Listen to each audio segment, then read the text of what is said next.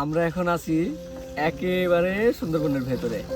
সুন্দরবনের এই জায়গাটার নাম হচ্ছে মানে অবস্থান বলতে গেলে সাতক্ষীরার শ্যামনগরের বুড়িগলন ইউনিয়নের একেবারে হচ্ছে মানে সাথে যে সুন্দরবনটা, আমরা এই সুন্দরবনের ভেতরে। এবং এই মুহূর্তে আমরা যে খালটার ভেতরে আছি, এই খালটার নাম হচ্ছে তেরকাটি খাল। একটা অদ্ভুত মানে নামটা একটু অদ্ভুত, বাট মানে এটা হচ্ছে তেরকাটির খালটা হচ্ছে খুবই পপুলার হওয়ার কারণ হচ্ছে সুন্দরবনে যখন প্রচুর জলদস্যু ছিল, এই জলদস্যুরা যখন মানে জলদস্যুদের সব থেকে একটা মানে সমস্যা ছিল লোকালয়ের সাথে যাতায়াতের যে ব্যবস্থা এটা ঠিক রাখা। তো ওদের এই যাতায়াতের জন্য একটা সেফ রুটটা তাদের ইউজ করা লাগতো। তো জলদস্যুদের জন্য এই তেরকাটির খালটা ছিল একদম পারফেক্ট, কারণ এখানে ধরেন আশেপাশে কোনো ফরেস্টারদের এখানে আসতেও হচ্ছে অনেক টাইম লাগতো। প্লাস এই জায়গাটাতে মানে একেবারে এমন একটা পজিশনে যে এখান থেকে লোকালয়ে উঠলে প্রচুর কন্ট্রোল করা যায় এই জায়গাটা, যে এখান থেকে 1-2 কিলো 3 কিলোর ভেতরে যদি কেউ থাকে বা আসে, সেটা হচ্ছে সুন্দর করে হচ্ছে মানে যোগাযোগ করে হচ্ছে এটা মানে ইয়ে করা যায়, তথ্য বের করা যায়, যে ঢুকলে আর কি ওদেরকে তথ্য দিতে পারে। এরকম হচ্ছে একটা জায়গা হচ্ছে এটা। তো এই তেরকাটির খালটা ওই সময়ে জলদস্যুরা প্রচুর ইউজ করতো। তো জলদস্যুদের সেই খালে এখন আমরা আছি। জলদস্যুদের নিয়ে যদি কথা বলি, জলদস্যুদের ওই টাইমে একটা মানে সব থেকে জলদস্যুরা যেটা করতো মানে ভাইটাল পয়েন্ট ছিল যে অপহরণ করে মুক্তিপণ আদায়। দেখা যাচ্ছে অপহরণ করতো কেমনে, সুন্দরবনে জেলেরা হচ্ছে যখন আপনার এখান দিয়ে যাইতো বা সুন্দরবনের ভেতরে যখন যাইতো, আর সুন্দরবনের ভেতরে আরও অনেক জায়গা আছে, অনেক গভীরে হচ্ছে তারা থাকে, কিন্তু এই জায়গাতে যাতায়াত করতো।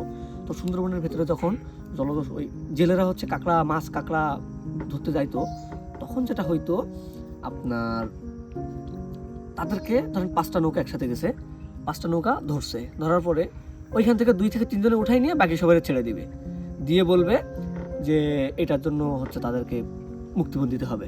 এবং এরা এই যাদেরকে ছেড়ে দিচ্ছে, এরা টাকা দিলে তারপরে হচ্ছে যাদেরকে আটকে রাখছে তাদেরকে ছেড়ে দিবে। এখন কথা হচ্ছে এই টাকাটা দেবে কিভাবে? টাকা দেবে হচ্ছে এটা কিন্তু এই যাদেরকে ছাড়ছে এরা কিন্তু এদের কাছে টাকা এরা কিন্তু নিয়ে গিয়ে দিবে, দিয়ে ছাড়াই আনবে, এরকম কিন্তু না।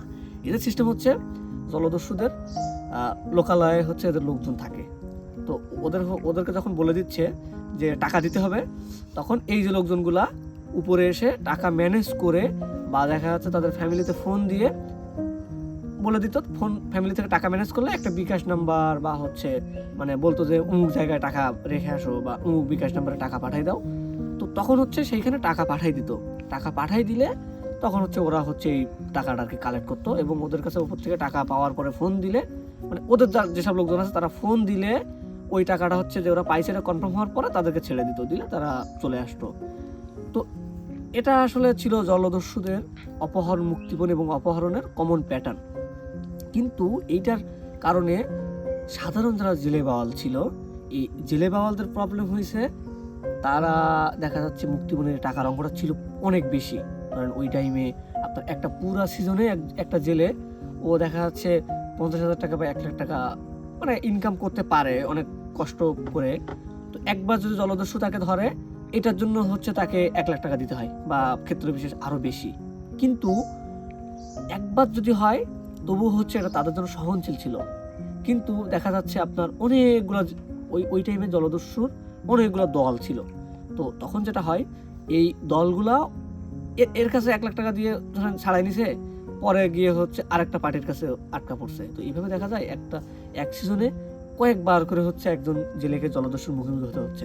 তখন যেটা হয়, পুরো সিজনে যে ইনকামটা আসে এর থেকেও বেশি তাদেরকে হচ্ছে জলদস্যুদেরকে দিতে হয় যদি ধরা পড়ে। এবং ধরা পড়বে না এই জিনিসটা আর কি মানে কেউ বলতে পারবে না, কারণ সুন্দরবন থেকে যখন যাচ্ছে উপরে সুন্দরবনে তাদের হচ্ছে লোকজন থাকার কারণে, জলদস্যুদের লোকজন থাকার কারণে তারা ওখানে বলে দেয় যে লোক কিন্তু যাচ্ছে, তো যাইতে পারে, যে কারণে তাদেরকে ধরা খাইতেই হবে, এরকম একটা অবস্থা। তো যারা ধরা না খায় তারা খুবই ভাগ্যবান, কিন্তু এরকম ভাগ্যবান লোক আসলে কম।